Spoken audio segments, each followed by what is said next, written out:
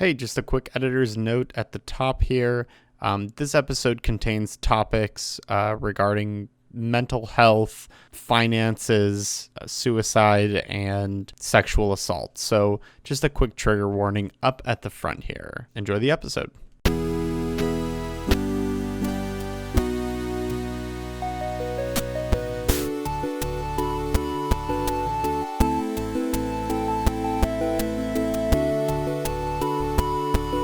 Hello and welcome to another edition of Thoughts from Player One, the podcast where we take an in-depth look at one story or narrative-focused game and give our thoughts about it. As always, I'm Alex. I'm Duncan. And joining us this week, we have a very special guest. Joining us is Eliana from Story Singer Presents. Hi everyone, I'm Eliana. By day, I'm an audio engineer for media projects. By night, I'm a game dev for Story Singer Presents. Story Singer Presents is a game development enterprise with one goal: to create and elevate story-driven games. So there's two aspects to that. We create our own games. I just released a visual novel called Sunset, which tells the story of Kay, a magic research and development professional who finally changes her life by signing the divorce papers. And Elevate, we do our own giveaways and streams of different story-driven games. The next one will be on Saturday, May 23rd. So that's coming up pretty soon. I don't know if that'll be passed when this episode comes out. I think you're good. I was holding my breath like, oh, don't say the 16th. It won't be up by the 16th. Yeah, it's not going to be tomorrow. You're good. But Yeah, it'll be up on the 23rd, 21st, and then. if it, hopefully while we're recording, so even if you miss it, you'll be able to tune in. Fantastic. Great. And this week, we are going to be talking about a game called Little Red Lie. Little Red Lie is a game developed and published by, I think they go under the title WZOGI. I have no idea how you would pronounce that. Will O'Neill is the creative direct on, I think, all of his games. I'm assuming there's more people in that studio or that he farms out work to, but I don't know. It came out July 2017, and you can pick it up on Windows, Mac. It's on mobile, so you can pick it up on iOS, Android. And I think it's also on PS4 and Vita.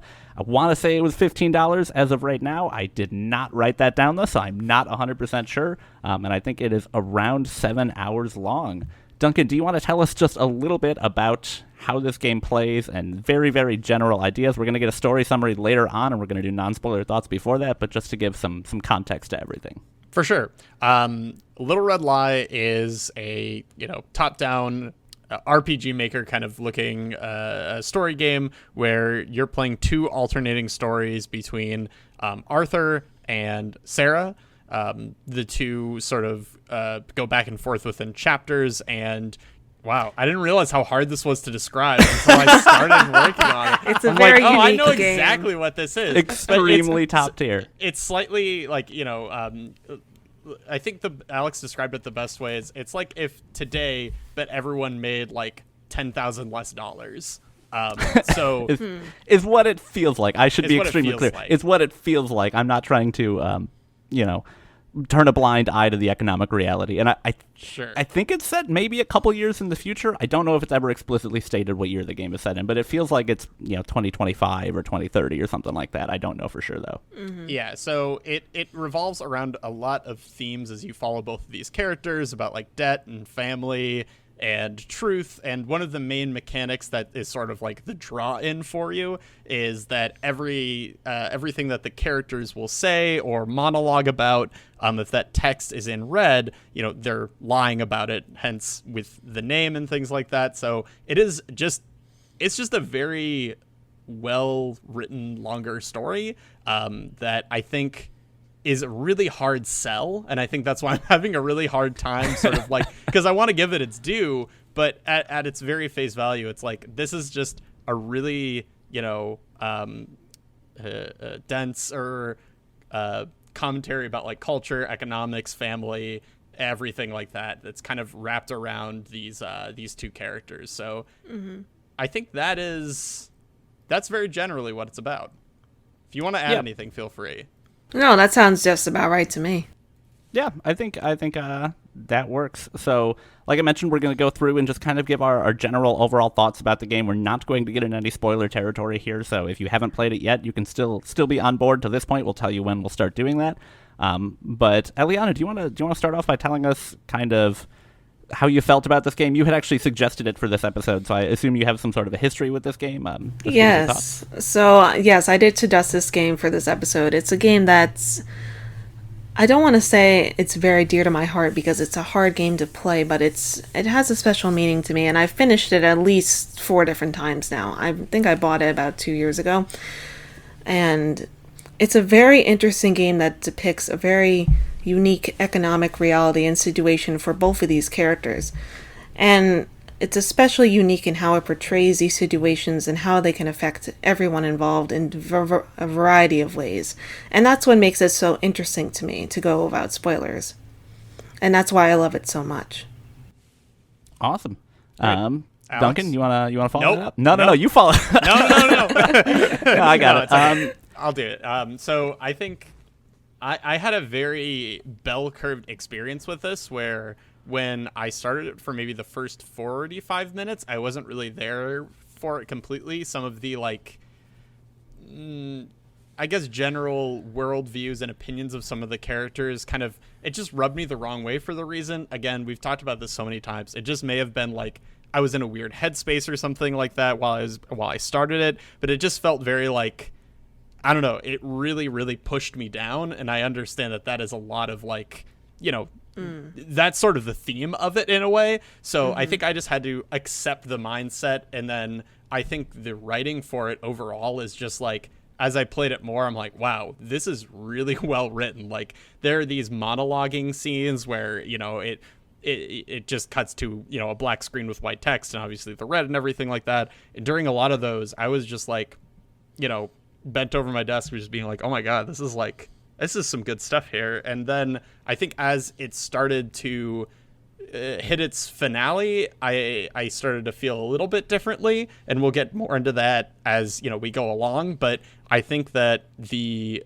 amount of time that I spent playing it, I enjoyed it more than, like, the, you know, like I said, the bell curve of, like, the bottom of my enjoyment of it. So I think it is worth it to check it out. If any of those topics, like, interest, and even if they don't interest you, like, I'll be honest, they don't really interest me at face value. Like, it is something that I know and I think about in the world and everything like that, but, you know, playing a narrative experience about it isn't something that I'm, like, trying to bust down the door to do. So, but really sitting down and thinking about it, I really enjoyed it. So even if it doesn't sound that interesting to you, if you have time, I really recommend it. It works on a lot of levels. So it's so weird to talk about the themes and ideas presented in this game and the idea of, like, whether or not they interest you.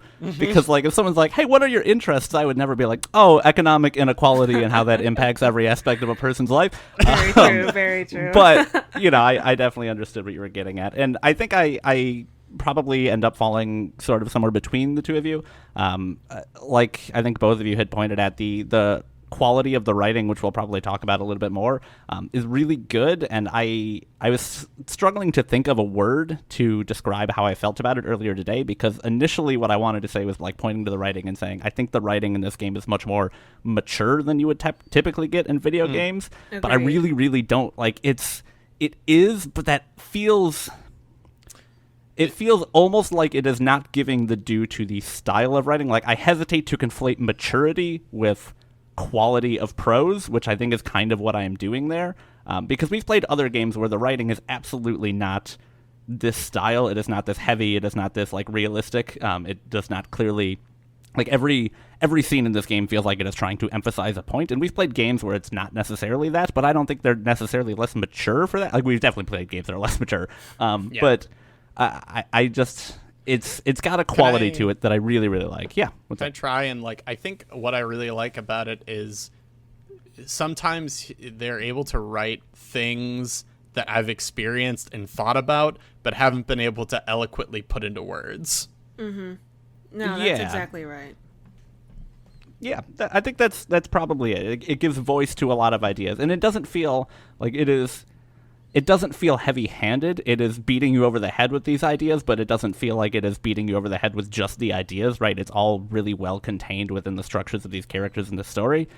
So I ended up liking that quite a bit. I think I really wish if I had done my due diligence a little better before this episode, I would have, you know, snagged a couple of these scenes that Duncan was talking about where it is just like a text monologue, because I think some of the the quality of writing in those particular scenes was just it's phenomenal. Alex. That's why you always leave it to me, because I did it in that 15 minutes that we had. Good job. I went through Very and good actually job. grabbed only 3 quotes. So hey, you know what? But that's good. That's good. So I ended up really liking it. Again, I want to get into the spoiler stuff, so I'm going to keep this short. But I ended up really liking it. I do think story structure wise, there were a couple points of contention I had that make it a little bit harder for me to land totally positively on it. But I think overall, I felt like I took something away from this experience quite a bit, and I'm excited to kind of talk about these points of contention that I had with the game and go into why they worked or didn't work for the three of us. yeah. All right. Well, let's get into that. If you have already played this game and want to skip our story summary, skip to 1530. Little Red Lie follows the story of 2 different characters in 2 different financial situations, Sarah and Arthur. First, Sarah is a 30-ish-year-old woman, out of work and back living with her parents near Toronto. Also living with your parents is your younger sister Melissa, who has been living at home her whole life and struggling with bouts of severe depression. Sarah's family is out of money, and Sarah can't help but keep lying about her financial situation as well. As the game progresses, Sarah begins to see more and more of the economic realities around her, through friends and intimate looks at her family's finances. Sarah's mother is sick with a reoccurring illness, and one day while helping her mom up the stairs, Sarah's father has a stroke. The game jumps ahead to Sarah taking care of her father, now unable to care for himself after her mother passed away. She's struggling with the financial realities of what she can do.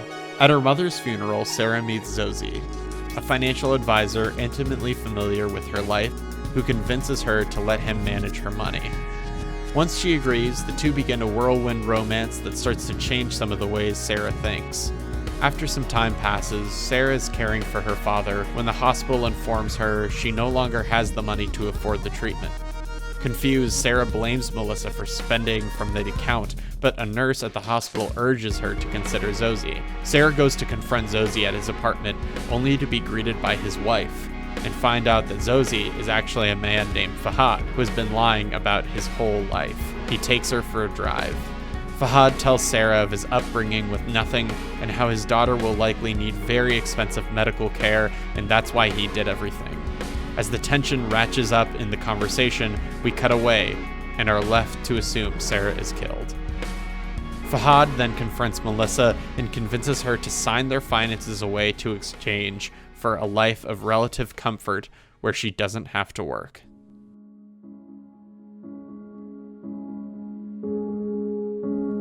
The other story follows Arthur Fox, an extremely wealthy motivational speaker. Early on, we see scenes of him giving life talks, speaking with attendees, doing new spots, and flaunting his wealth over new cars. During each of these scenes, Arthur describes in depth his disdain for those without wealth and how he feels more deserving of everything because of his position. Eventually, Arthur drunkenly drives his new car into the side of a strip club. A confrontation ensues between him and the owner of the strip club that ends with Arthur physically assaulting him and putting him into a coma.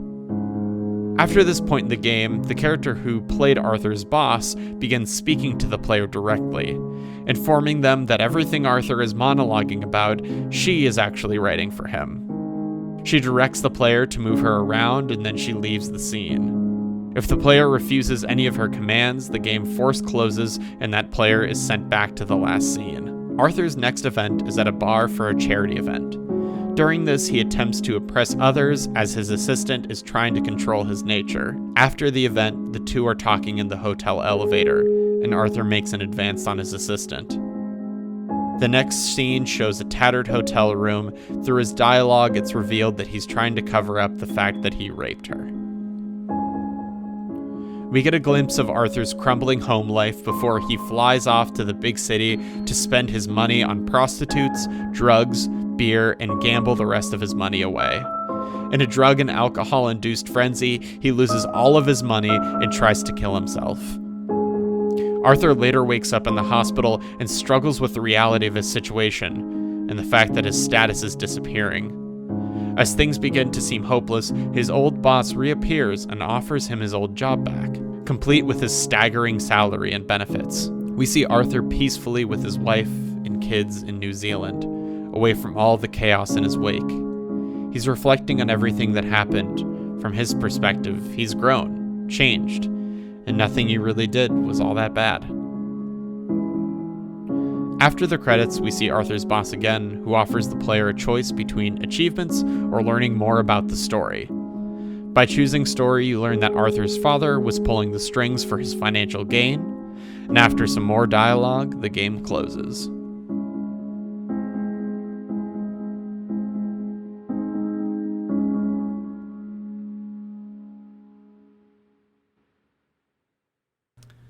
All right, and welcome back. So we're just going to run through some questions here to sort of get us on a track for talking about a lot of the topics and themes covered in here and how we felt about them. So first things first, I think we should talk about the format of the storytelling. So, you know, these two characters and the stories being told in parallel, it's, you know, and the how they are completely separate and they don't really ever cross, which is something that I think is really uncommon for the sort of like two worlds, two characters kind of thing. How did you guys feel about that? How did you process that? And yeah. I personally really enjoyed the stories because even though they weren't interconnected directly, they did have a common theme. And that theme was showing economic realities in different people's lives. And there's Sarah's life, which is very different than Arthur's. And Sarah's life dives into, as she says in the beginning, I'm 38 years old, I'm going home with my parents, I'm at the end of my rope, I need to tell them I need money. And then she ultimately doesn't do it because she doesn't have the courage after what her father tells her. And then we go into Arthur's story, which is the story of someone who's literally scheming people into something that they can't believe to make money for himself, and is just getting richer and richer and richer. So these are two very different economic realities, excuse me. And that common theme and that common thread really worked for me in how it told the story. Did you ever find yourself, I mean, I guess specifically the first time you ended up playing it, did you find yourself in any way hoping that they would run, not the characters necessarily, but hoping that the stories would connect in more than just theme, that they would have some unifying thread between the two? That's a good question. I never really thought about it personally because it seemed to me that Arthur's story and Sarah's story and their realities were so separated from each other that the chance that their paths would cross seemed to be almost zero in my mind. So I didn't wish for their paths to cross, but I would have welcomed it in the story, no problem.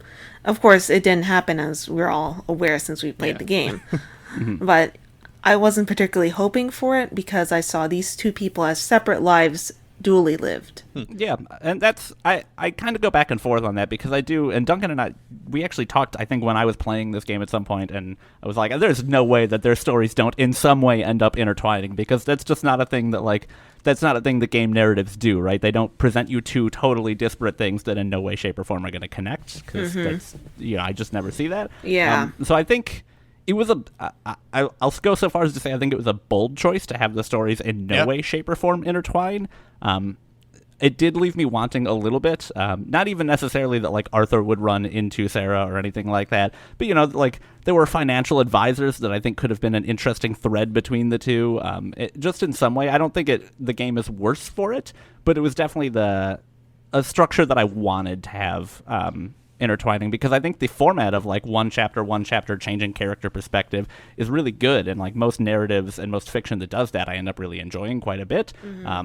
But, you know, again, typically that narrative is they start very far apart and then the chapters become shorter and shorter until eventually they run into each other. Yes. And not getting that here was almost jarring, I think, in a way. Okay, yeah, interesting. and not even jarring in a bad way, too. And I think to speak to another element of just not just the crossing stuff, but I really like when... specifically, I can remember with the hospital scenes, they're almost one right after the other, where it's like, this is what happens when Arthur goes through a major medical, trauma, and this is what, Sarah's dad goes through, and how those differences happen with the different amounts of money. And I think that works really, really well for it. Agreed. Of, like, going back and forth. But Interestingly, though, the hospital scenes is when that was the most, like, their economic realities were the most similar to each other, right? That was when Arthur was essentially destitute and actually went to a public hospital, versus when Sarah's dad ended up going to, like, a private facility for a while because they had an economic advisor that was ostensibly, in air quotes, helping them. That's very true. I didn't think about it Didn't that it- way. I like that. Interesting. isn't he in the private one first while... He's in the I thought public he was- hospital, and then he talks to the doctor and says, "Here are all my credit cards. Do what you need to do for me." I believe. Yeah. I think it's because they got canceled, or the one credit card that got declined, and he's like, "Here's all my cards. I don't care. Run them all. They have money on them. I don't care." I think. Yes. Yeah. Yeah. Maybe that was it. Maybe he was in, like, a private room going to a public hospital. I would have to double check because Because he's I don't in the remember hospital specifics of that. twice, by the end and at the middle beginning. But Yeah. Yeah. even That's true. so, That's true. I forgot about that. even so, I think that really works for it. But I was very jarred, and I think Alex and I spent maybe like a good 15 minutes trying to speculate, being like, okay, how are these stories gonna cross? And I will say that in the process of trying to call it, I'm like, all right, as we knew it as Zozo before, I'm like, Zozo and Arthur, they're in cahoots. They're gonna take all of her money. I'm like, this is ridiculous. This definitely isn't what's happening. And that would it would have been like a weird, cool kind of ending, but it definitely wouldn't have been well written. Yeah, I think we so- both said, yeah, that would be wild, but I hope they don't do it. That's not going to be good if they do that. Yeah. So, That makes sense. I was pretty glad, but I think that's really interesting. And then in talking about, like, kind of the way that the story is presented and kind of the, the rich, like, lower class, that kind of back and forth. You get a lot of, like, swings in terms of the way that it's tackling themes and the characterization of different characters. Did either of you find that this game was particularly, like, relatable or easy to connect to, or did you find that one character was, easier to connect to than others? Not to ask a leading question, but I don't know that any of us here have a terrible connection to Arthur.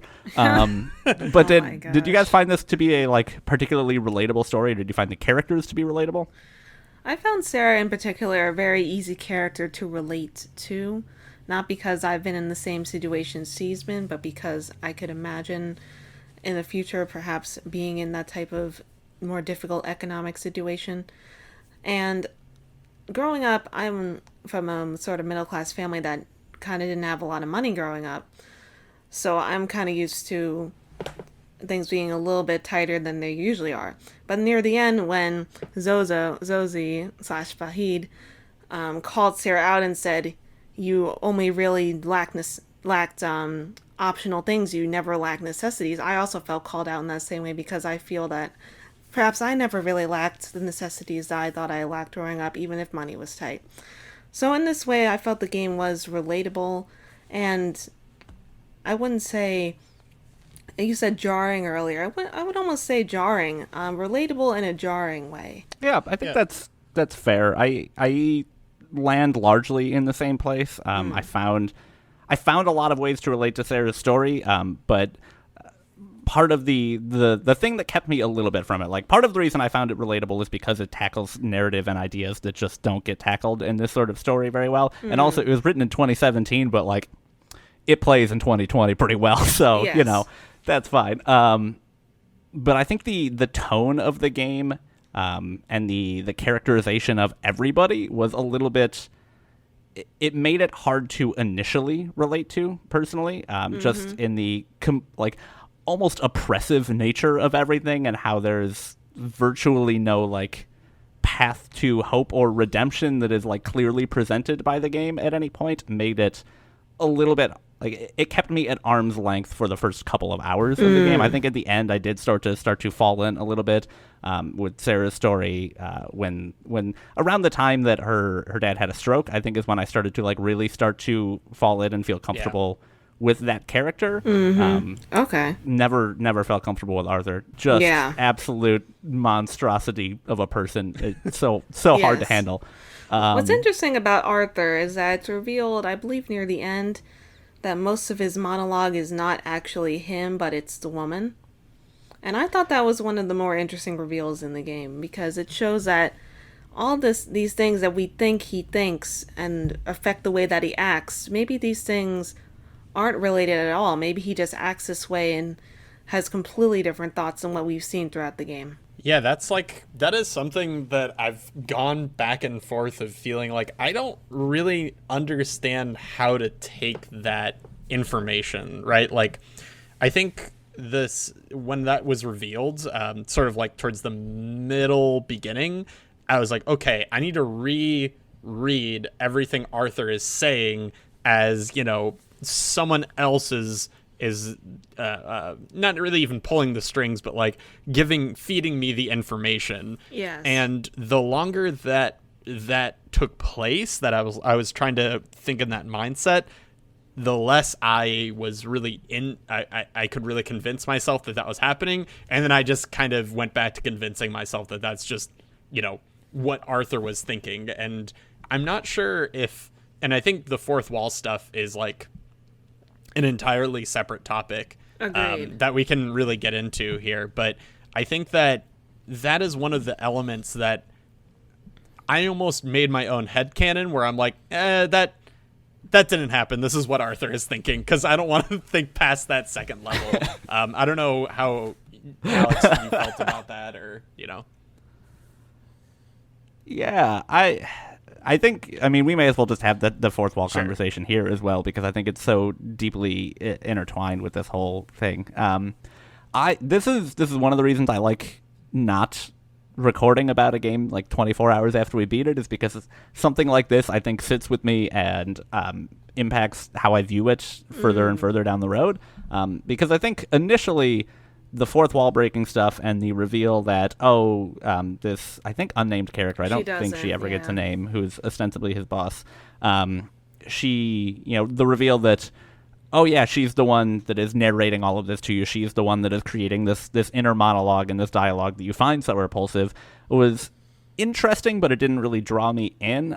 But I think I end up coming around to the idea and really liking it with the that narrative ending, specifically just the line where she is talking to the player and saying that, yes, everything she wrote may not be true. Like, yes, it, all of the in-between stuff, I don't know whether or not it happened. I don't know what he was thinking. I don't know what he was saying. But, then confirming, like, I know that he did beat that man. I know that he did rape that girl. I know that he did this. I know that he did that. I know that he did these terrible things. So does the in-between stuff really matter? And I really like that because, at least in my opinion, no, not so much. Because, like, the things that he did were so reprehensible that, like, what he thinks and says doesn't really matter whether or not they align with his actions at this point, because it's so drastic. And the dialogue was initially off-putting to me because of how far in that direction it is. I think, Duncan, you and I had even had a conversation about, like, do we think people really talk like this? And landed on, like, yeah, probably. There's probably horrible people out there that actually talk and think like this. But yeah, I don't know. That's kind of where I landed with all of that fourth wall stuff and all of that, all of the characterization of Arthur in part due to that. I have a question for both of you, because you kind of seem to both align on that, like, of, that, well, his actions, it doesn't matter what's going on in his monologue because, his actions were his actions. But, she kind of, I think it was more clear, at least to me, that she was filling in the blanks for you to create a more interesting thing for you to watch. And I guess in that form, it does matter to know, like, this is what's going on in this person's head, I guess. But I don't know why you would... It feels unnecessary. It feels like an unnecessary element to the story overall, maybe. But I guess that's just my take on it from that perspective. Interesting. Okay. Yeah, I don't know. I'm curious. I'm very curious, partially also because it really... the game really leans into that fourth wall stuff in the two scenes where it happens, in terms of, like... I mean, at the end of the first scene where the character talks to you, it specifically lets you know that there's some fourth wall breaking stuff going on here. She explicitly says, like, hey, you might want to take a break implying like, hey, things are going to get weird and wild. And then the stories just sort of like, they ramp up in intensity, but they just sort of continue, and then we don't see that again until literally minutes before the credits. Minutes after the credits. Or actually, I think it's after the credits. Yeah. So I don't know. I think I do think it's kind of interesting, and I do think it kind of changes things. Eliana, how did the fourth wall stuff impact your view on the narrative? So overall? I don't think I told you guys this, but I played the Vita version, and the Vita version's a little glitchy because you can actually see that final scene again even on future playthroughs. So I don't know if the PC version, I'm pretty sure what's supposed to happen is that you make the final choice in the final scene with the woman, and then you never see it again. But on the Vita version, if you just click continue, replay through that last scene with Arthur, and go through the credits again, you can see that final scene again. So I've seen, I think every variation of how that scene can go. Okay. And it was really interesting. The first time I accidentally clicked the get the trophy ending, which I did not mean to do. So rough. That's so rough. My stick on my Vita is a little slippery, so it accidentally went down to the one I did not want to choose.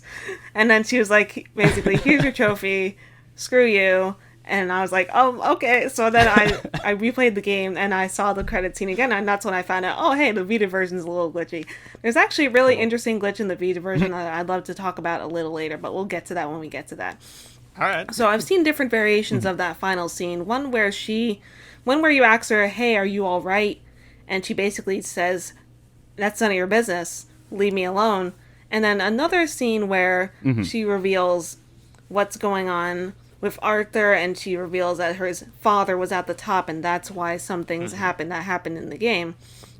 And then there was another part of that scene where if you don't ask her, are you all right, and you choose a different choice, she talks about how she actually had lung cancer, and how the company basically screwed her over when she was trying to cure the cancer. And then she ended up dying from the cancer. And I was thinking, oh, okay, is this lady actually a ghost? Is this person not real? I was confused yet intrigued at the same time, is the best way to put it.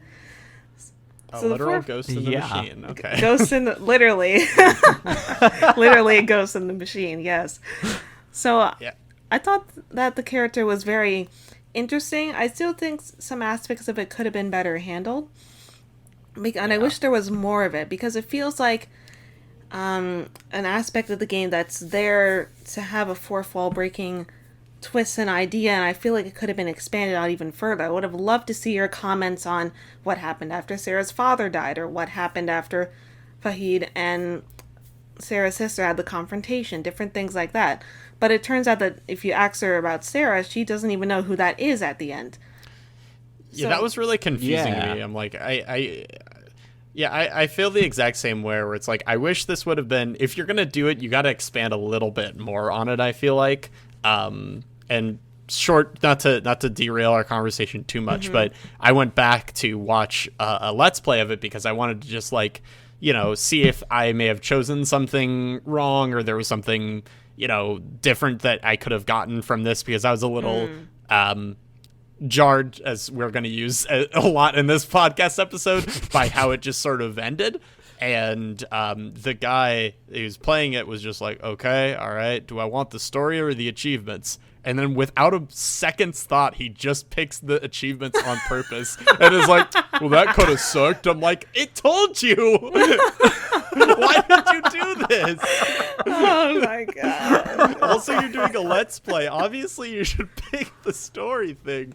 And That's he's like, hilarious. well, I guess that was the game. But That's hilarious. it's really funny. But I still think overall, though, that they needed to fill in a couple more gaps if they were going to do the fourth wall breaking stuff.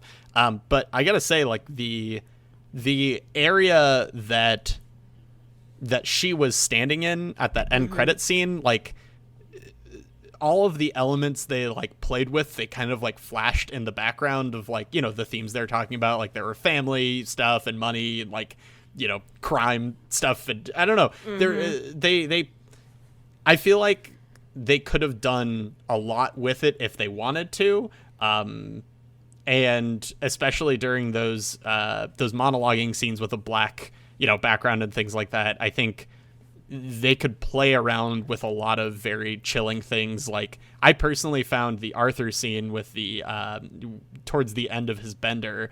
I once looked up the sentence, but I don't remember what it was. But he's just repeating the sentence over and over and over that's again. why you get so defensive about it. He says it over and over. Thank you. And then it's red too, which means he knows he's not telling the truth about it, which is very interesting to me. Yeah, that's whole. I'm sure we can dive deep into that whole scene, but I found like that stuff like really just like I'm like, oh, this is kind of freaky. Like this is kind of chilling. So yeah, I don't know. I feel like they could have done more with it. But Alex, do you have any takes on it? I mean, yeah, I not too much on top of what you guys have already mentioned. I think initially, I actually really liked this. Initially, you had talked. Again, we talked a lot during the playing of this game because we played it in short chunks and was like, hey, there's a lot going on here. I want to like let out a little bit of this because there's so much that just happened. And you had kind of described where you thought the fourth wall stuff was going to go and sort of being like a meta narrative about power structures and how the further you get up the food chain, the more and more like people have actual control. And I think it's kind of... There's a little bit of that there. I do think it's a little disappointing they didn't go too far in that direction because I thought that idea was really the game, cool. You control the power of the world kind of stuff. Yeah. Yeah, and like, oh, this person's boss has, more control, and then the person above them is actually controlling them, and like again, that there's little tiny bits of that in there, but I don't know that it's enough to really like feel satisfying. And then the fourth wall reveal when you choose that whole thing again was that his Arthur's dad was actually pulling the strings, and he's the one that is making sure that Arthur's living this good life and getting him out of all these problems and everything. And I think it's really interesting because they define it as like recontextualizing the whole story. And I think my reaction at that point was like, oh man, shitty rich person has shitty rich family. Like, I'm not that surprised. That's just the story of the last 3 years. Like, that's just sort of where we're at right now. Which, I think it's good, but it was also, I wonder if maybe that would have hit me a lot differently even just 2 to 3 years ago. Because, we're playing this game in 2020, and I feel like, again, the themes aged really well in this game, and I feel like the ideas aged really well in this game. And we're playing this also in, mid-2020 in the middle of a pandemic, so the stress of playing this game was, I think a little higher than it normally would have been. I don't know if you all felt that, but the economic uncertainty of these times really rang true with a lot of the themes of this game. I didn't even think about that, to be honest. I should have, honestly. I should have. It was a lot. But I think, I tried to, because specifically Will O'Neill, the person who wrote the game, asked what it was like playing this Little Red Lie at the time, at this time. And I tried to then kind of go back and be like, okay, well, what would it have been like if I had played it in 2017, right? Like, how would these themes have hit me even just 3 years ago? And then how would they have hit me like 4 and 5 and 6 years ago and everything like that? And I think that's a really interesting kind of thought experiment to go through personally, because like, I don't know, it's only been 3 years, but 2020 feels wildly different than 2017 did, which felt wildly different from like 2015. Agreed. Big time. So I think a lot of the themes in this game are, although they're still totally relatable, they feel not tired, because that sort of theming doesn't get tired, but it feels like much more openly discussed and talked about than it probably did even a few years ago, right? Like, I feel like I can't log on to Twitter right now without 8 people talking about how if one thing goes wrong, their entire lives are over, and they're creative professionals that I've looked up to for years. So, like, it's definitely a theme that hits really well at this time. But I'm curious, like, how did that feel for you all? And was, do you think it would have felt differently, or did it feel differently the first time you played it? And whenever that was, I don't know when you. I believe I initially played it back in 2018. Let me think about that. So for me, I was mainly just replaying this because, like I said, I've played this at least 4 different times. I recently finished a playthrough of it before I suggested it to you guys, so I just replayed about a third of it for the show. And when I played it back in 2018, at the time I was just starting to build my career in the audio world. So At that time, I'd had some good experiences, some good projects I'd worked on, but I hadn't really hit my stride yet. And now I've had credits with some pretty major people, pretty major companies, so financially things are a lot different now than they were back in 2018, to put it mildly. Mm-hmm. And I suppose maybe that affects my opinion of the game a little bit, because even now, 2 years later, I'm still paying off my college debt, so I'm focusing a lot of my monetary effort towards that. And at the same time, I'm aware that because I've had these jobs and because I've hustled for so long to get myself in place in the audio world and in the media world, I have savings and financial means that other people probably don't have access to during this time. So it's very interesting to play during this difficult time because of those factors. Yeah. Well, that is I feel somewhat similar. I feel very, I am still in work right now, and I still feel comfortable, and so is Alex, or at least just being in work still, and it makes me feel just like overall very lucky in that way. And kind of wrapping back around to Little Red Lie, though, and as a whole of like what it's like to play right now, is I'm already thinking about these topics so much that looking at it from an outside of COVID and outside of, just like, it's 2020, but just general outlook on finances and stuff like that and family, it hits hard in a lot of weird places that I didn't expect to be hit. Like right now I have a family member that is, that I will probably have to, not to the extent that, Sarah had to take care of her father, but just like, generally taken care of, and I don't know what's going to happen to them. And it's very like, you start to rack through your mind of those possibilities and stuff like that. And, what happens to the finances after that. It's not often or at all that a game can take that out of you. And also, another one of my family members is actually works with a financial counselor. So all of those scenes really just kind of, I don't know, like, like the where's the money kind of thing. And, all the scenes with Bucky. And I actually talked to the family member that works with a financial counselor. I'm like, how often do people come to you and say, I've run out of the money?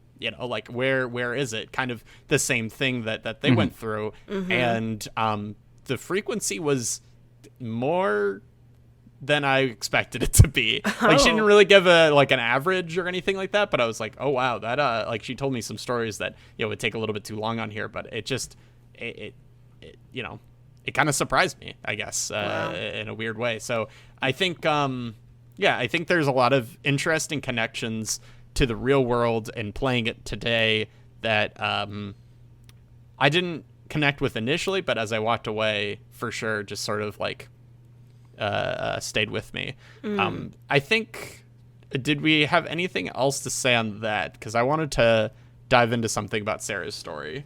Well, before we go to that, since we're talking about the fourth wall aspects of the game, I just wanted to talk about a glitch I experienced that was really interesting for me.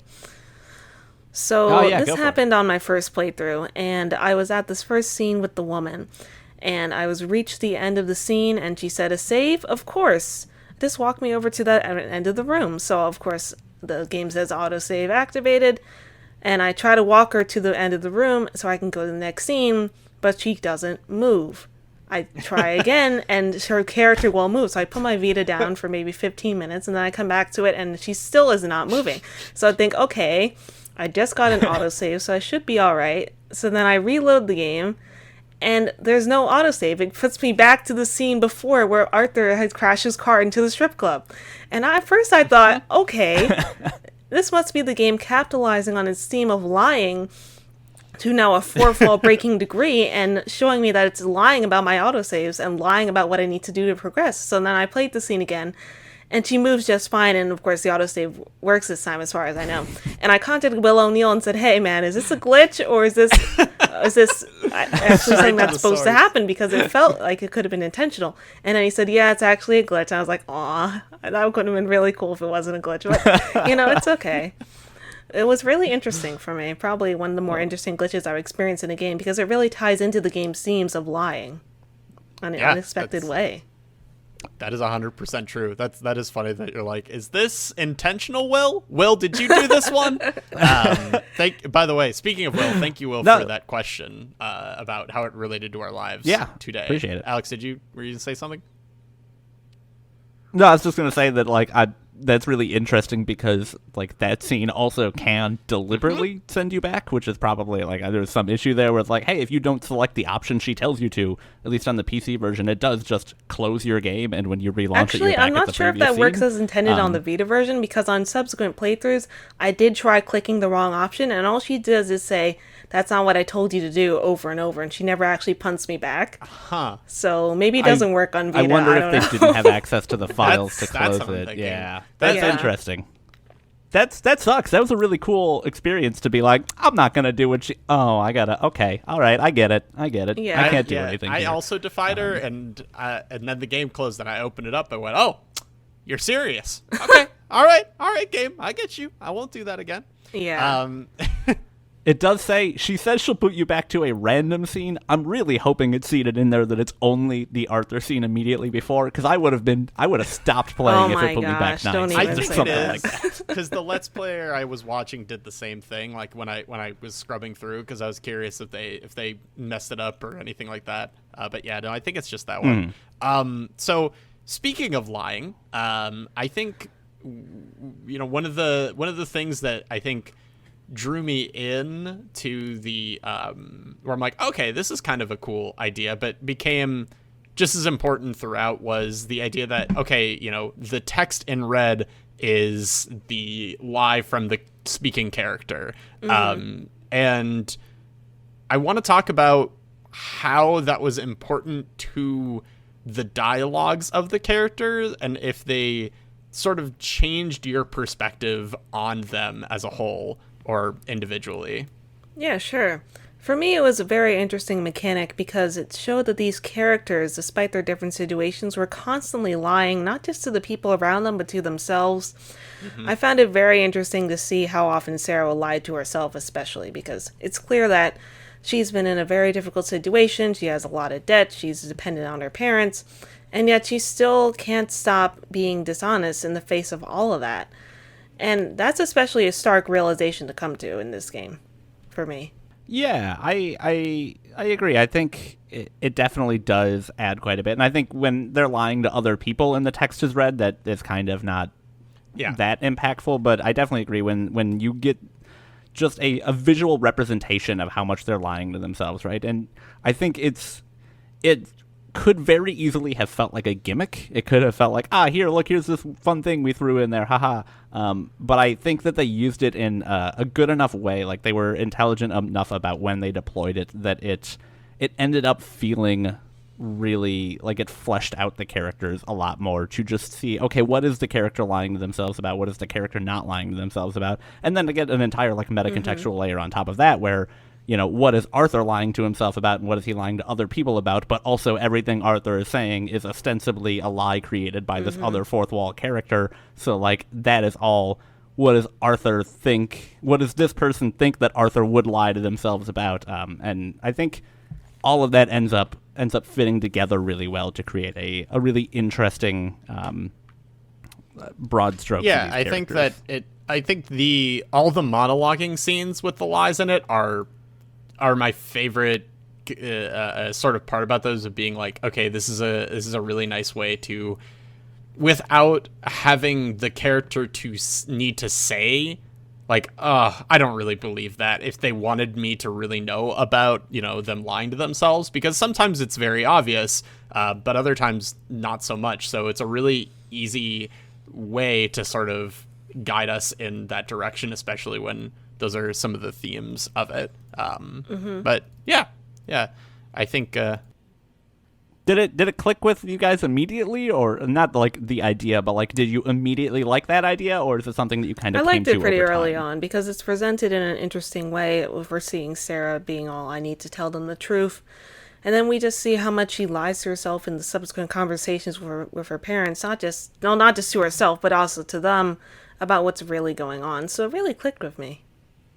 Yeah, I'm gonna say that it also did for me early too, and I think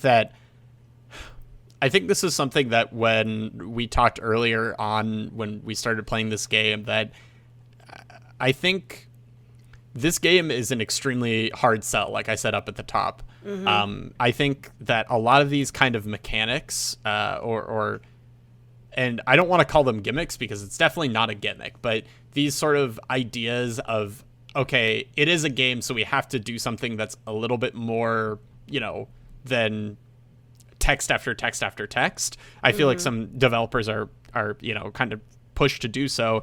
And I almost think too with the fourth wall breaking stuff that, and I may be completely off base with this, where it's like, hey, let's throw some things in here that may draw someone in on their first couple of hours with the game so they see it through. Because, if I wasn't playing realistically, if I wasn't playing for this for the podcast, I don't know if I'd actually finish it or not. So I think that, including something that's like, hey, this is, something weird fourth wally is going to happen here. And here's this, all red text is lies. This sort of brings a lot of people into a game being like, okay, there could be something cool happening here. And then you're drawn in by the story overall, and then you're there for the rest of it. So I think it's a gimmick. Not a gimmick. It's a mechanic that ended up working really, really well. That didn't feel like a gimmick, and could draw me in. Yeah, I definitely. I mean, I agree that it worked well. I think it's interesting that you characterize it as potentially something that was added to like ensure that people are I meant more to say the interested in fourth wall story. stuff specifically was more what, but the red text not as much. Yeah. But I think in a trailer, Okay, gotcha. it would help a lot. Yeah, I definitely agree with that, and I think it does a really good job, like you were saying, of kind of changing and making you pay attention to the text a little bit more. Again, the red highlights for lies. So I think overall that ended up doing way more for me than I initially thought it would, because in the first couple of scenes I was kind of on the fence about it. Not that I thought it was necessarily bad, but just, that first scene is you as Sarah literally, like the first scene where you have control of the character is literally you walking around interacting with different objects, and it's like just a cavalcade of like, here's why ride sharing might be bad, here's why smoking's bad, here's why the whole city is going to shit, and just like one after the other, and constantly being like a red lie. And I was like, I don't know how this is going to work. This feels like it might end up being a little bit too preachy for me, but it definitely did not. It definitely ended up sticking the landing So there. vice versa from endings or beginnings. Oops. Vice versa from beginnings. With endings, I found we talked a decent amount about like the fourth wall ending, but as far as Sarah's and Arthur's endings go, specifically, let's focus on Sarah's ending right now.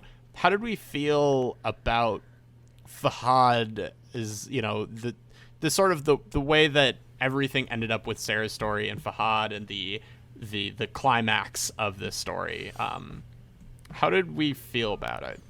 I thought it was extremely interesting and a very well executed example of Chekhov's gun, like literally, because I did not expect that to come back, but it did in a very interesting way. I found the ending as a whole interesting as well because it paints a new picture of Sarah's sister and shows just how willing she is to have somebody else do things for her if it means she doesn't have to be independent, so to speak. And it shows that she's so willing to stick to that idea that she'll go with this thing even though she doesn't know what it entails fully. And I felt that Sarah, we don't know her fate, but I feel that she's probably dead. Yeah. Probably dead. Yeah. Which is unfortunate. I don't know that they leave too much to the imagination there. Yes. They just don't show it. It's on very screen, unfortunate, but I feel that she probably was killed by our poor man before this whole scene with Sarah's sister. Do you think it's unfortunate because like it is dramatically unfortunate, like, you know, she didn't deserve it, or do you think it's unfortunate because you didn't think it, like, it made it a better story? No, I think it's not that it makes it a better or worse story. I think it adds to the story significantly. I just think it's unfortunate because here's Sarah trying to work toward a future, trying to set her family's finances in order, only to find out that the man she trusted with those finances wasn't actually someone she could trust in the first place. And that's when everything starts to all fall down. So it's very unfortunate that that's where her story ended, like right when everything started to fall from under her. Yeah. Duncan, how did you land on it? I gotta say well, first off, I've been waiting till recording to say, Alex, I told you so. I did call the Fahad betrayal. Yes, you did. So, you did. Oh, snap. You did. You did. Ridiculous. And here we are. I said it wouldn't happen because this game was too oppressively sad if he ended up being a bad person. So I was also right. Okay. Anyways, so I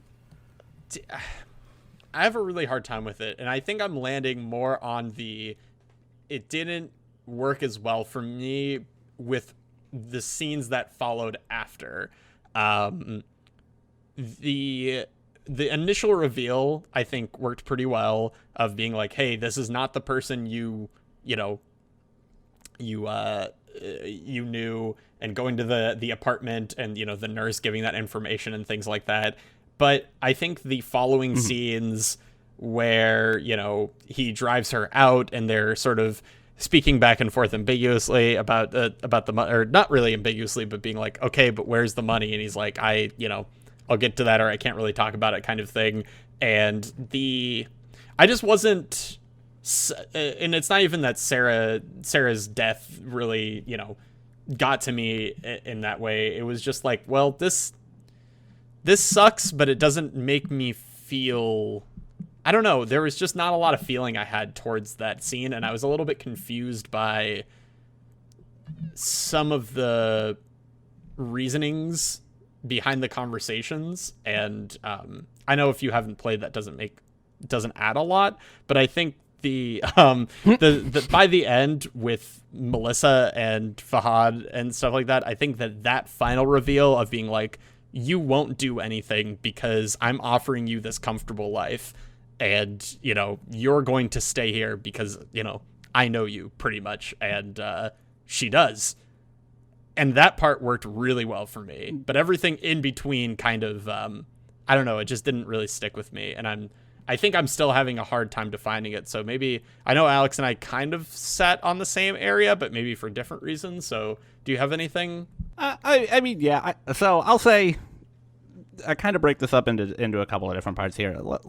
Like everyone has said, I think the Melissa stuff tends to work really well for me. I think like you said, the realization that actually she won't, like, that potentially, like, her just not having this struggle is worth her going along with something that she doesn't fully understand with a man that she very clearly expects may have either kidnapped or killed her sister. I think that is interesting and kind of characterizes Melissa really well, and, like, changing your views on her throughout the whole game. The Sarah stuff, I think the scene itself, I enjoyed that scene. Right? I think it was enjoyed is a bad word to use about that scene. I think it was well written. It was dramatically engaging. Like, pleasing? I think the inner There monologue. we go. Yeah, that's better than enjoyed the scene where a person gets murdered. No, I think it all fit together really well. I just don't like that characterization of Fahad that much, and I think part of it comes down to the monologue he gives, where he talks about, you know, why he's doing this, right? Like, he expresses that there is some level of expensive operations and issues that are going on with his child. It's left a little bit vague, but, you know, mentioned that, hey, this is going to be extremely costly, and that he would do whatever, you know, anything for his child, and I don't have any issue with that.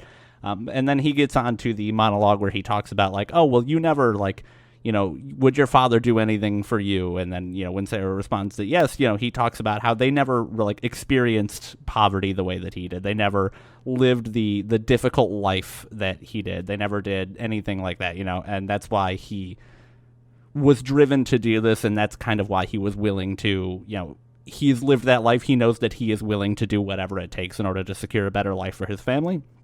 I don't hate that, but that idea, that line of reasoning just doesn't sit well with me. Not because it's not true necessarily.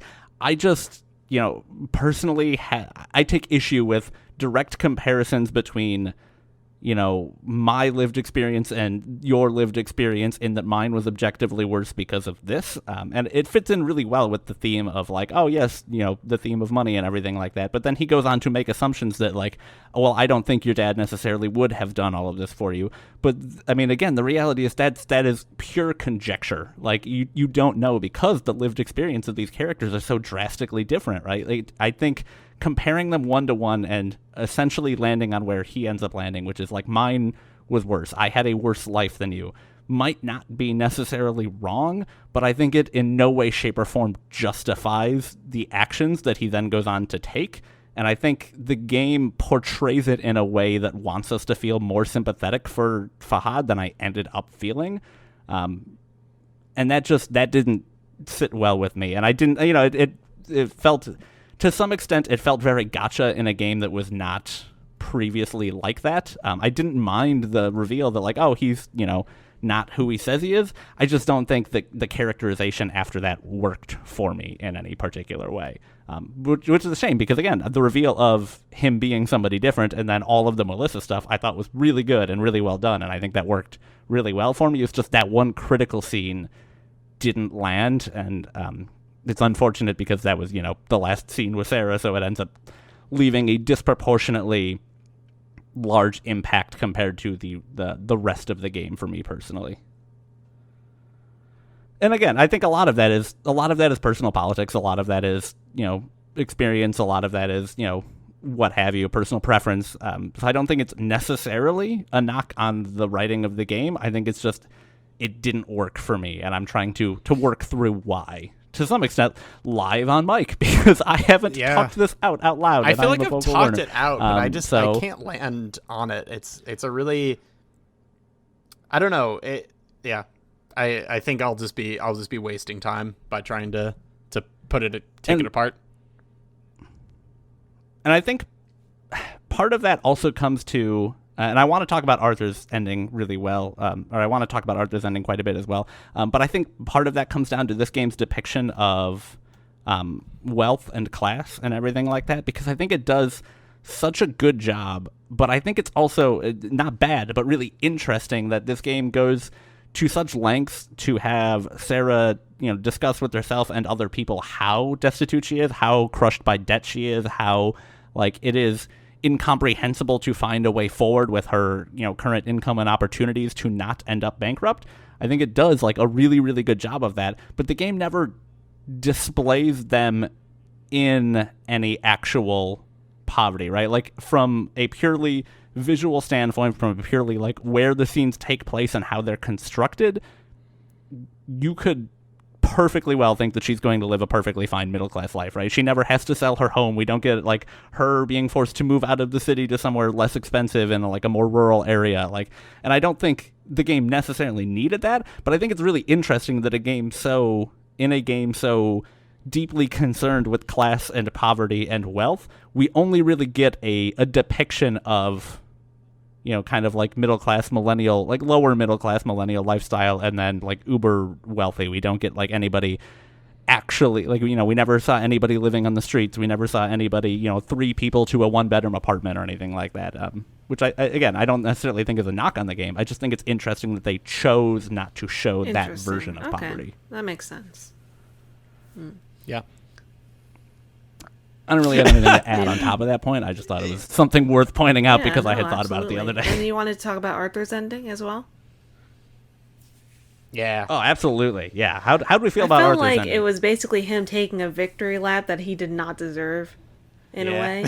He was basically just talking about how much he changed and how good he is and bloody bloody blah. And he had not done those things, really. And I love the part where he talks about how he's making all his kids love him again by spending on anything they want. It's just, okay, you do that, you're going to get some real spoiled kids in a couple years. So good luck with that. Yeah. That's how I felt. I gotta agree with you there for sure with what was presented there.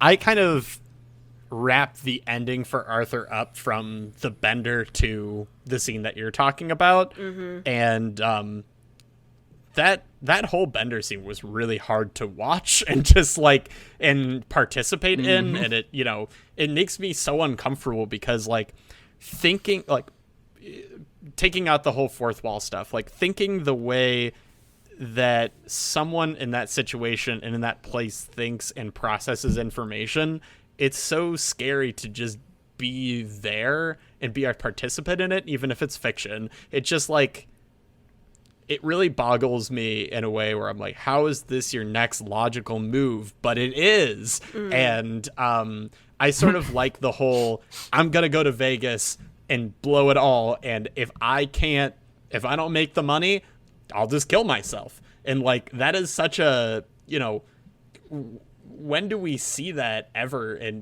games? And I don't watch a ton of movies, but movies and stuff like that, I feel maybe movies a little bit more. It's definitely, I think, more common in movies and sure. I don't agree with that than it is in games. It's just virtually never in games. I think that this character, and this is more Arthur overall, is really interesting where I kind of bounced around what I thought of him as. He kind of, without all the crazy, theories and stuff like that, just gave me total Alex Jones vibes. And then it's very almost, much more Trump in a weird way. And then just kind of going back and forth and, all that, not even a weird way, just it just is. And yeah. And I started to think about bad characters as protagonists, and we always have bad protagonists as you hate to love them kind of thing.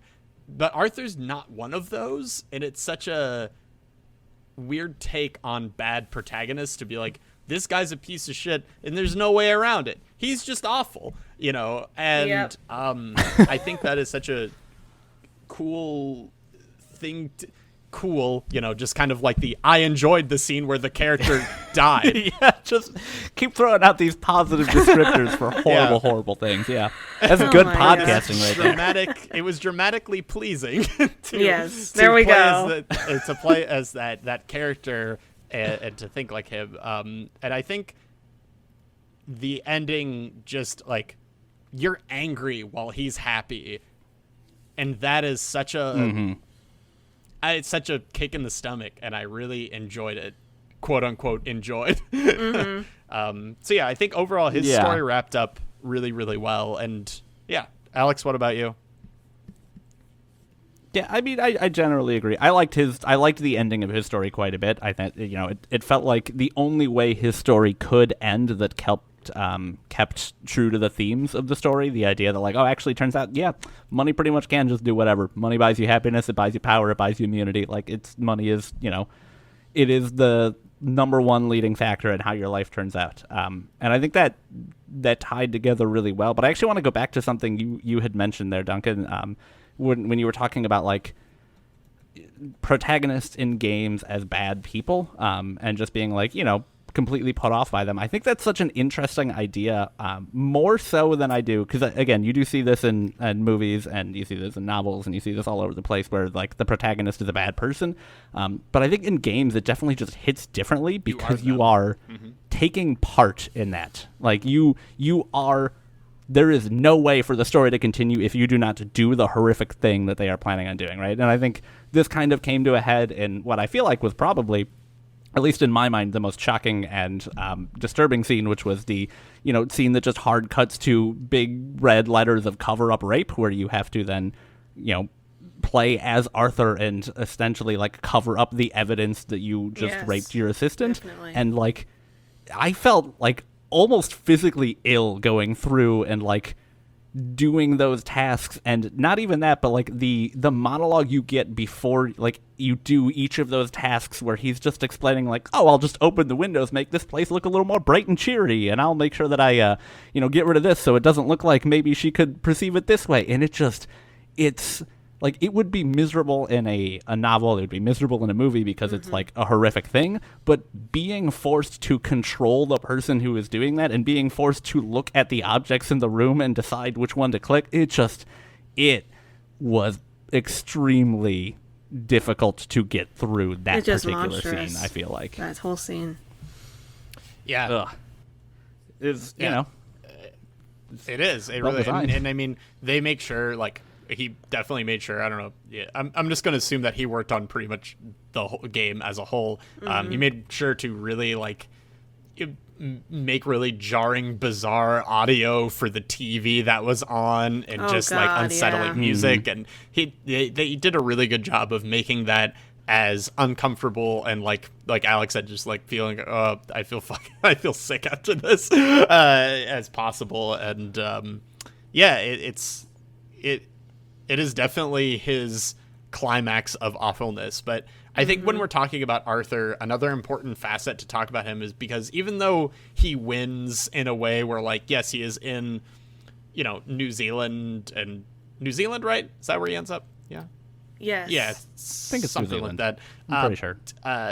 He still has, and throughout the entire game, does have these really, really bad self-image issues and like self-confidence issues, and he deserves them. But Amen.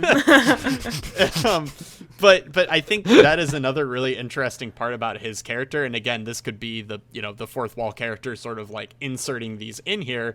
But I really like one of the scenes that I forgot about, but when I look back, I'm like, that was a really good way to introduce that facet of his life, was when he was at the car salesman. Does anyone remember that very well? Yes. Yeah. And he is like, shopping for a car, and I'm not exactly sure what triggered him from it. What triggered him is that he came for the limited edition red, but it was all sold out, and he had to settle for the limited edition black, I believe. Yeah, and it was something about I think I pulled the quote. Oh, you pulled a quote? Okay. I think I did. Oh, man. It's about to get, like, real high-quality podcasting in here if we got quotes from the text. This is good. Okay, yeah, I do have that one. Oh, wait, that one's a different sad one. Okay, here we go. In the end, did I drive out of there in the... Oh, shit. Okay, here we go. This one's for real. For real. This time. In the end, did I drive out in the limited edition black? Of course I did. But is that the point? Hardly. They disrespected me. They probably sat around for days because I came in laughing, calling me a fat piece of shit, this is going to be pretty graphic, guys. A fucking idiot with no more money than brains. And what are they?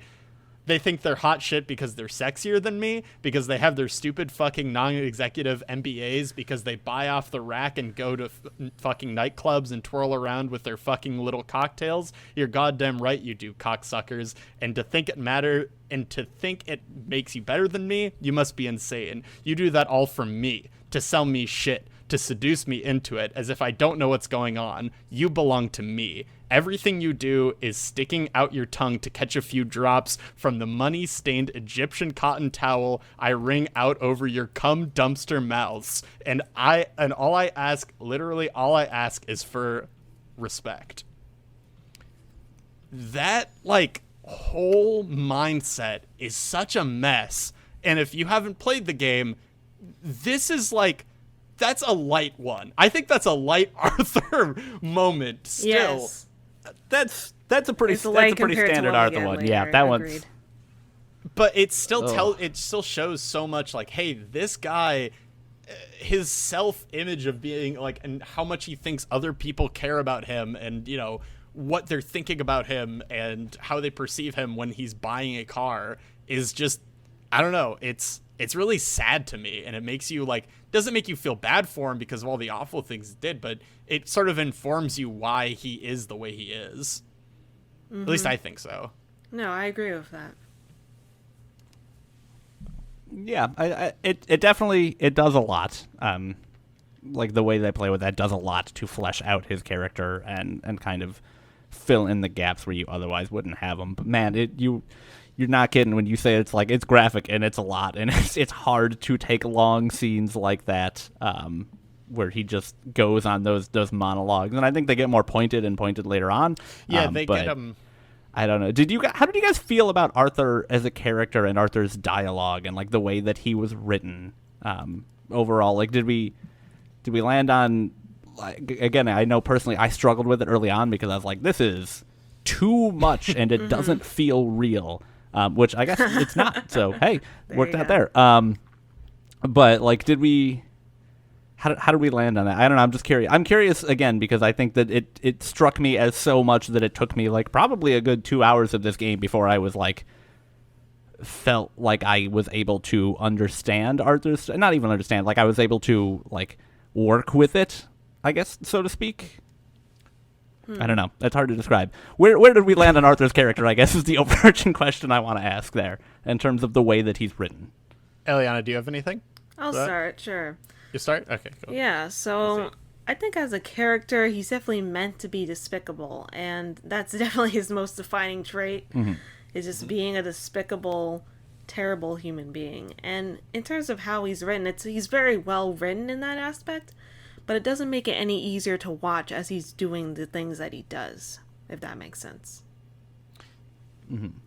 Did it ever feel like it was too much? Like, did you ever get that feeling that, oh, this is not actually a person, this is a point to be made at any point during the game? There were some points where I thought, oh, that's a little extreme, as things like that. But I never thought, oh, this isn't real. I thought, oh, that's more extreme than I expected that this character would do. That's what I would think. Do you believe people's like some people have that or very similar inner dialogues or very similar perspectives as Arthur does, and like talks pretty much how he talks in his head? I think it's definitely possible, yes. Yeah. I mean, there are some bad people out there, guys. I wouldn't be surprised if there was someone out there who had that same line of thinking, like low self-confidence, high wealth, and high opinion of how he should be treated. I wouldn't be surprised. I really wouldn't. Yeah, and I think I had even mentioned this to you, Duncan. Do you think if the character was voice acted, I wonder how differently I would have felt about them, right? Yeah. Because I can think of movies where there are characters that speak like this for periods of time, and it doesn't feel as, I don't feel as disconnected from it, and I wonder if it's just because when I read it in text, it's hard for me to put a voice to, somebody being that fucking miserable. But then when it's I physically hear a person talking that way, it there's some subconscious thing where it hammers in oh yeah, this is a person that is saying those things, and you instantly feel, or at least I instantly feel more like that is a relatable and realistic character. But I don't know if that's just my inability to parse text in that particular way. I think it's a give and take, right? Whenever you have something that's voice acted, you potentially sacrifice a lot. Because how I read Arthur and you read Arthur are obviously very different. At least when I read, I hear a little voice in my head. Am I crazy? Nope. Yeah. Okay. Not at all. No. Oh, I think you're good. No. I think you're good. Not for that reason. Right. So it would just be different. And I think that there is no way that when you read a character, it doesn't sound right in your head, if that makes sense. The dialogue could be written poorly, which is not. But when it's written right and you have that character in your head, I feel like there's no way it goes extremely poorly. But when it's voice acted, and sometimes you just get that when you hear a weird voice acted line and it just takes you right out, and you realize that it is someone in a booth talking, and it just doesn't connect for you in that way. And I think that text just never fails with that. So I think that if I heard Arthur voice acted, things would hit harder for me, but there'd be a very high risk that instantaneously this could go very wrong and they could really lose a lot of their punch with some of the thing, because I think pacing of those lines is really important too. And so Yeah, that's true. I hope that that's was totally true. connected to what you were asking. No, that makes sense. Cool. Yeah. Yeah. Um, So, oh my God, I had it all. Oh, I had a no. question. It's no. all gone. Oh, no. Oh, no. It's slipping away. Goodbye. All right. All right. Let's see. Do we have anything else we want to say about the game in general, or any other specific points we wanted to talk about? This it's a very dense game, so I don't want to be like forgetting something. But also, we've been going for, after we add in stuff, about like an hour and 20 minutes or so. So I feel like we're getting to a good length here. But I definitely don't like. There's a lot that we haven't talked about with this game. There's even questions we've written that we haven't like talked about yet. But it's dense. So. Does anyone have anything else they want to discuss about this game? I think Any since other we questions talked or about anything like Melissa in regards to the ending, we should just briefly talk about if the Stone family, how they handled Melissa and how they managed her within their lives. So I think we should discuss that since we talked about her already. Melissa. That was what I was going to say. Yeah. Yeah, go for it. Yeah. For sure. So personally, I think that they could have handled the situation better because what they basically did in the game is that they told this person that you can live here as long as you want and never have to you always can rely on us for anything you want, we'll do anything for you, wait on your hand and foot sort of things. And as a result, I think Melissa never really grows. It seems that she's the same person that she's always been from Sarah's point of view, and it's clear that throughout the years that has not changed and that may never ever change. And what the ending of the game reveals is that, yep, that's not going to change. She's always going to be like this. So I think they could have handled this situation a bit better. Do you kind of I was left almost wishing that the scene where she imagines that she kills Fahad with the gun that her father kept in the armoire was like actually happened. I kind of was like, oh man, I kind of wish that happened because that would be a really cool, not cool again. Here we go again. we gotta get a better really vocabulary. That would have been a narratively satisfying is the word. Yeah, it would have been traditionally. Yeah, there we go. That's it. That scene specifically would have been traditionally narratively satisfying. Like the person that has been pushed and told, especially by Melissa in her head, you can't do this, and even in person later on, you're useless, kind of stuff like that, finally pulls out the gun and does it, not specifically herself, but, and takes him out there. Were you left sort of how did you feel about that fantasy compared to reality? I feel like if it had been real, it would have been narratively satisfying, but it wouldn't have made sense for her character, because I feel like it makes a lot more sense that she would just submit, that she would just be like, well, I guess this is my life now, and submit to his demands like she actually does. So it would have been narratively satisfying if it had happened, but at the same time, I feel like what really did happen fits more with her character.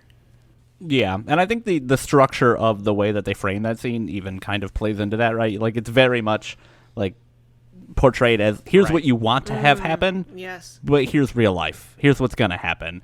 And I think that they did a really good job with that, because, yeah, I definitely wanted that, but also, that wouldn't really make sense. That's not the type of person she is. That's not how this situation would play out. I mean, it's obviously a wild situation to begin with, but I think, they did a really good job with framing that in such a way that, you're immediately like, oh, wow, she actually did, she took control of a situation, and, whether or not that was the right choice and whether or not it played out the right way, but it's something wildly out of character, and then immediately that's ripped from you when it, flashes back to reality, and Fahad is saying how she won't do it, and you're like, oh, okay, all right, you got me. Can I read? This is a scene that really, I think this is what sold me and drew me into the game. Can I read one of the monologues from Sarah about definitely. Melissa? Okay, cool. Yeah. So this happened in Go the for it. beginning before she walked into her room and was reflecting about Sarah and or Melissa, and giving us the introduction to Melissa's situation and character. And this is just a blurb from it. So here we go. Let me ask you something. Where does the depression end and the rude, self-centered, manipulative, and inconsiderate asshole begin? Before you think I don't love my sister, please consider, would I put up with the nonsense of what dealing with her entails if I did not? Would my mother, would my father? If we didn't occasionally think a cruel or heartless thing about her, do you believe that we could possibly endure it? I know she is a sick person. I know that she is not really in control of herself and that this is the darkest fate which can touch anybody. But in the midst of all of her tragedy, all of her setbacks, all I want to know is, what about the rest of us? What about the people, the families who have no responsible choice but to exist in their blast radius? The people who don't have any more of a way out out of it than they do. There is something... Yeah, that's a really good quote. There is this really intriguing question about and something we haven't talked about as much with about suicide, suicidal people and mental illnesses and things like that, how do we, it's very easy to physically determine, well, not all the time, but more easy to physically determine when someone is ill and when someone is not, and when they need a lot of help and when they don't. But with mental, you're left with this question back and forth of like, does she really, at least in the very beginning, is this just her being very selfish, or is she really incapable of doing anything? Mm-hmm. Whether that's a yes or no, she shouldn't be doing what she's doing, and they shouldn't be allowing her to buy all these things and draining, the family's funds. But like overall, of like, should she just be in her basement right now, or is this her choice? And like, the whole Danny thing. There's just a lot of really interesting questions that they bring up in there. Agreed. Yeah. Melissa is such a complicated character, and everything around there is so complicated because you don't like frequently get this type of narrative where it is like clearly engaging with the idea that you are dealing with somebody who suffers from depression and anxiety and like somebody who is like mentally ill, but then focuses so heavily on the, at least in this instance, destructive path that can leave behind them. And it's a really hard thing to grapple with, honestly. Like, it makes me a little bit uncomfortable to even think about because, like, both of those are real. Like, they are both realities that Melissa has severe, mental issues with some sorts of mental illnesses, but also that it is, like, it leaves a, destruction in its wake in some sense. But that's such a hard thing to, like, parse because you can't talk to somebody about that because you have to be, or at least personally, like I would just feel so uncomfortable talking to somebody who is suffering from depression and being like, hey, this is causing issues for everyone else. Because how do you do that? Like, how do you say like, oh, you're suffering from this mental illness and it's causing us distress, right? That's such a difficult thing to struggle with. And I think this game does a really good job. And I think that quote that you pulled, Duncan, kind of encapsulates the view of this game of like, hey, we're just going, like, it doesn't give you an answer, right? It doesn't give you a solution that like, oh, this is how you should do. Oh, this is like what you need to react to, or how you need to react to people like this. It's just acknowledging the realities of both sides of the coin. It's like, hey, this causes issues for everyone involved. And like, it's probably true that the issues are, I don't know, like they're distributed amongst everybody. It's probably true that the issues that the person who is suffering from depression are significantly worse, right? Like we don't get suicidal ideation from everyone else in the family, right?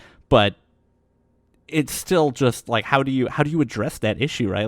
Like you were saying, Eliana, about how like clearly the family has been enabling this behavior for her entire life. And I think that's true. And I think that's in the text. And I think that's like totally a valid read, but also like, how do you stop that behavior, right? Especially when, we get in the text that she's gone through swings of being better and worse based on whatever particular medication she's on at the time and based on her lifestyle. Like, I think there are obviously lifestyle changes that would make that better, but it's just such a complicated thing. And I think they did a phenomenal job laying that all out with this character. And I don't think they overplay their hand with Melissa at all. And I don't know. The reason that I didn't bring this topic up was because I don't really have my thoughts fully formed on it. I just think they did a really, really good job with it. And I give them props for nodding to such a complex issue, which is not something you would typically expect to see handled in a definitely.